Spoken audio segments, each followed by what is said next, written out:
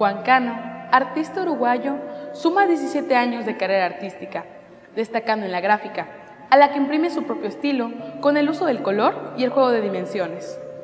A raíz de la dictadura militar en Uruguay, que duró de 1973 a 1985, Juan Cano fue uno de los numerosos ciudadanos que debieron abandonar su país por la persecución, encarcelamiento y asesinato de opositores al régimen existente. Por eso vive y trabaja en Malmö, Suecia.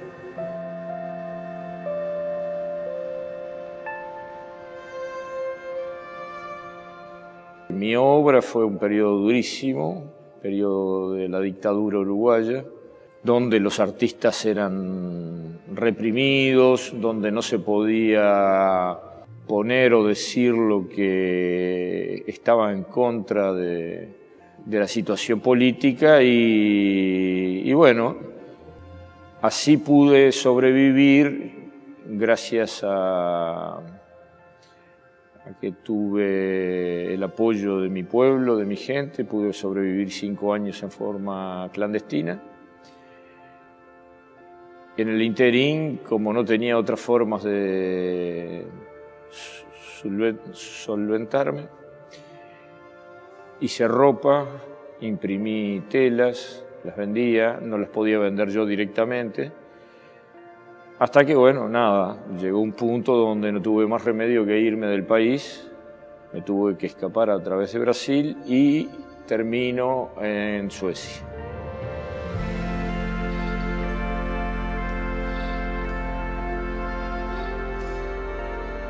La elección de partir a Suecia no fue fortuita.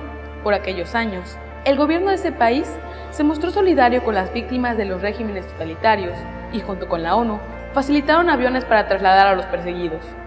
Después de España, Suecia fue el país europeo que acogió a más exiliados de las dictaduras militares de América Latina. Y así, en un campamento de refugiados, Juan Cano inició una nueva vida.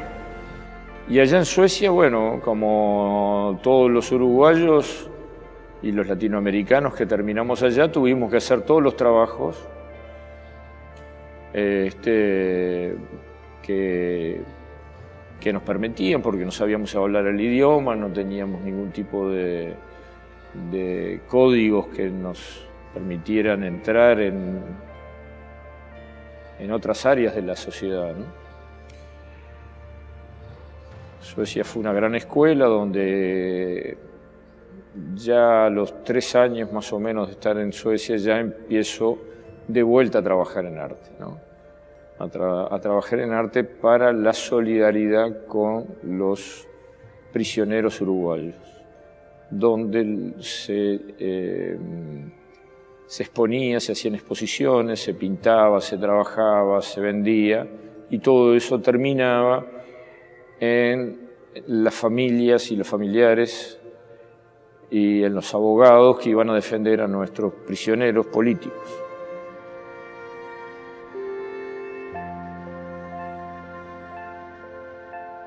Juan Cano llegó a Suecia tras escaparse vía Brasil el 29 de marzo de 1980. Los inicios no fueron fáciles, pero comenzó a interactuar con la comunidad artística.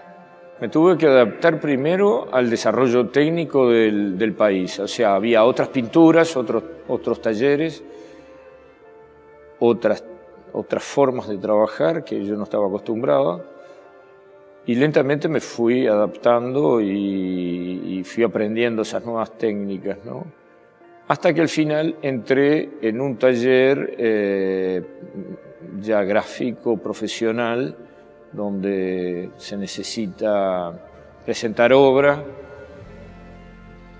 y ahí fue donde, desde el punto de vista técnico, pude dar un salto en calidad, ¿no? Y desde el punto de vista conceptual también, ¿no? O sea, empecé a trabajar en forma más tranquila, ¿no? Los años anteriores había trabajado para sobrevivir. En esta nueva etapa trabajo con 2 sentimientos, un sentimiento de tranquilidad por un lado y por el otro de una gran angustia que me acompañó durante mucho tiempo por el hecho de vivir en el exilio, por el hecho de no saber nunca más cuándo iba a volver al país mis familiares, todo lo querido mío estaba lejos y sobre todo un abismo de soledad inmediato que no se sabía si iba a terminar o no. Posiblemente eso acompañó un poco también ese sentimiento a mi obra, ¿no? Pero también mucha alegría, y lo positivo fue algo que me acompañó siempre, quizás sea un tema de carácter.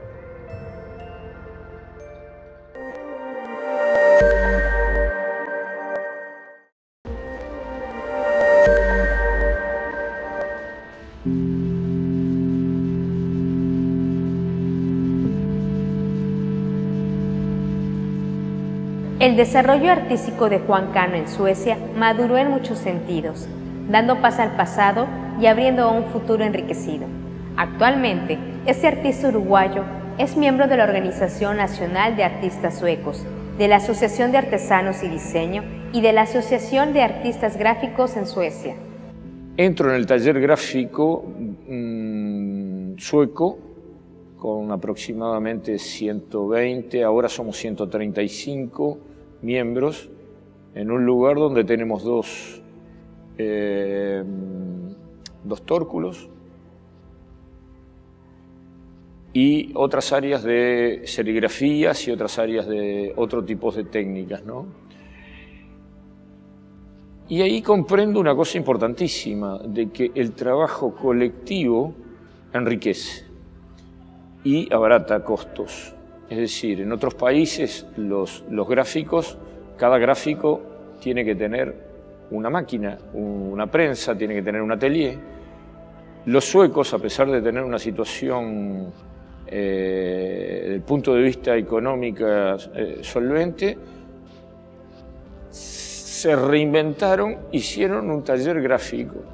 Y eso tiene ganancias secundarias muy importantes. Es decir, si yo trabajo contigo y con otros compañeros en la misma lado, el único problema es organizarnos para no utilizar la misma máquina a la vez, porque eso nos enrieda. O sea, es un problema organizativo. Pero por otro lado, nosotros como taller tenemos propuestas. Por otro lado, yo me enriquezco porque lo tuyo y lo mío, salvando las individualidades de la creatividad y de todo eso, vamos colaborando entre sí.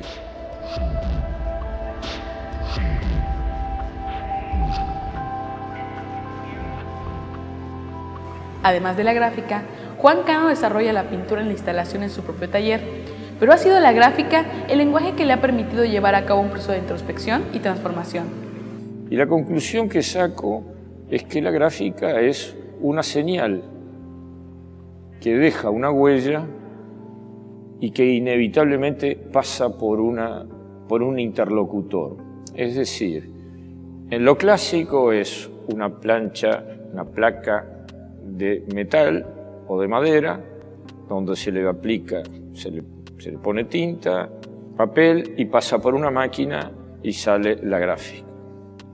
Es decir, la huella, el interlocutor que es la máquina y después sale la señal que es la obra.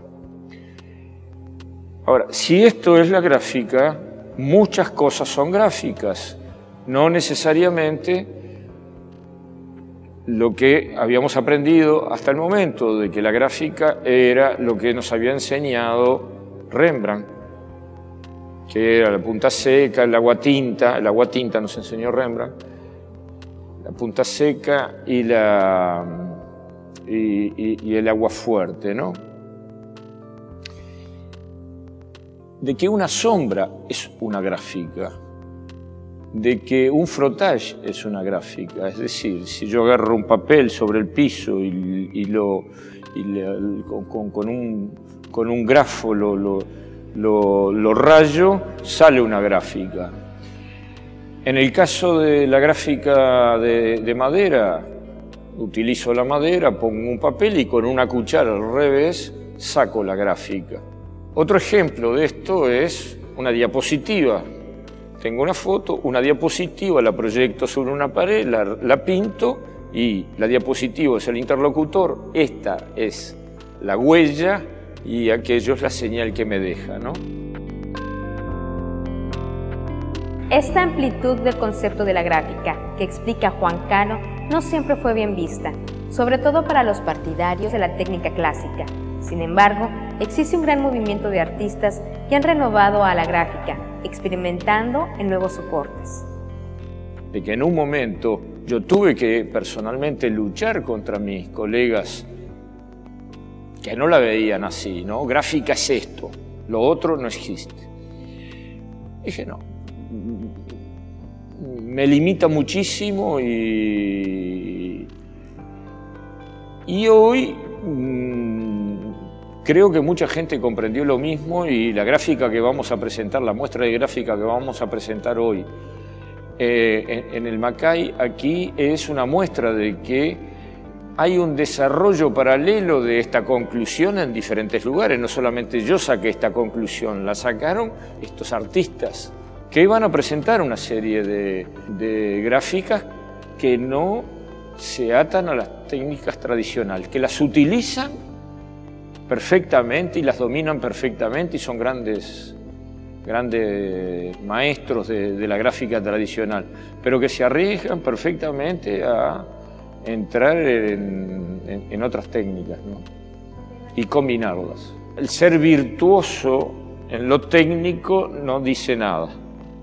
Volverse virtuoso en lo técnico es un plus, pero no es absolutamente lo imprescindible. Lo importante es de que tú tengas la intención de decirme algo o no decirme absolutamente nada, pero tiene que haber una intención. Esa composición tiene que ir acompañada de otro elemento, que es la provocación. Es decir, un arte que no provoca nada, que no provoca asco, que no provoca placer, que no provoca... no llega ese misil a estallar ahí. Queda ahí y lo peor que te puede pasar es que no pase nada.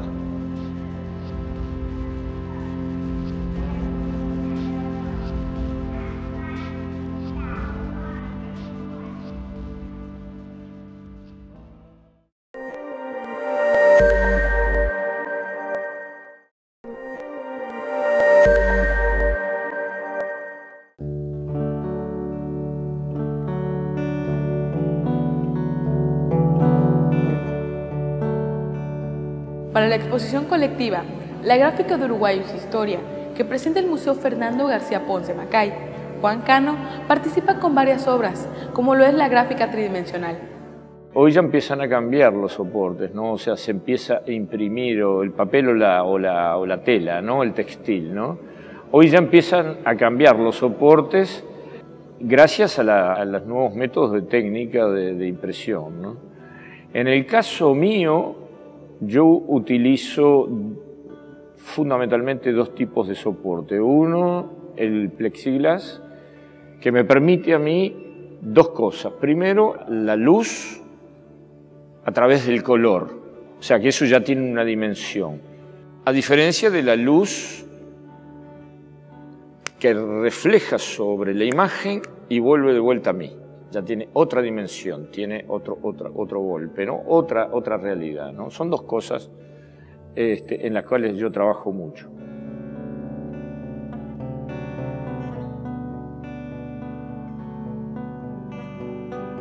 La transparencia de las piezas y el hecho que dejen pasar la luz le da a la obra una lectura diferente, al dejar de ser plana y convertirse en una obra tridimensional.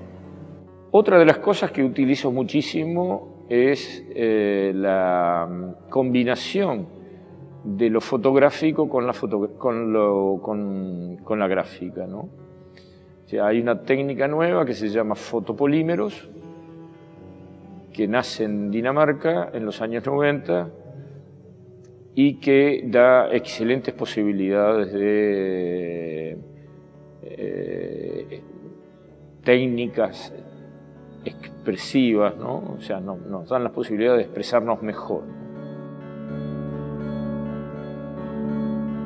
La obra de este artista uruguayo nos hace pasar por múltiples sentimientos. aunque en los últimos años gran parte de su obra se refiere a la política y lo que él piensa sobre el tema.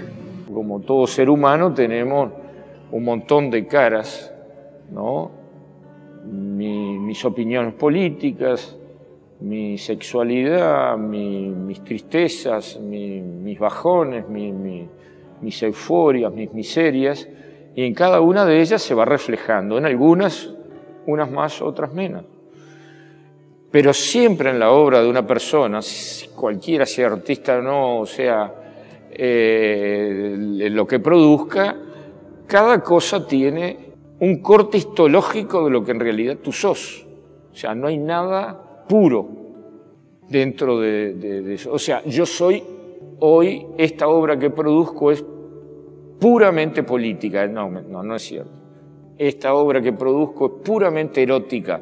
Tampoco es así. O sea, tiene más composición, más densidad de eso, pero en realidad tiene de todo lo que tú sos dentro. El ser humano, los rostros, son una constante en la obra del artista que no teme al uso del color o la combinación de técnicas a la hora de trabajar en una pieza. La figura humana es la que acompaña siempre mis personajes, ¿no? O sea, la figura humana, sin querer, es el centro de mi obra, ¿no? O sea, posiblemente influido por algunos otros artistas, por algunos, posiblemente. Dentro de la selección que presenta este artista, hay otro tipo de trabajo, también inscrito en la gráfica, pero con una mezcla de estilos y técnicas. En el caso mío, yo aquí trabajo con una técnica que se llama chine-collé, que es China, significa China, papel de China, y collé, la palabra es francesa, que es goma en francés. Es decir, cuando yo intervengo la gráfica con el collage, se transforma en chine-collé. En este caso, empiezo a trabajar con papeles impresos o impresos anteriormente por mí. Los voy pegando en el mismo momento que los imprimo. Esa técnica a mí me da mucha satisfacción y trabajo con estructuras. Son papeles que a veces corto, son papeles que a veces los intervengo, los arruino, los intento corromper.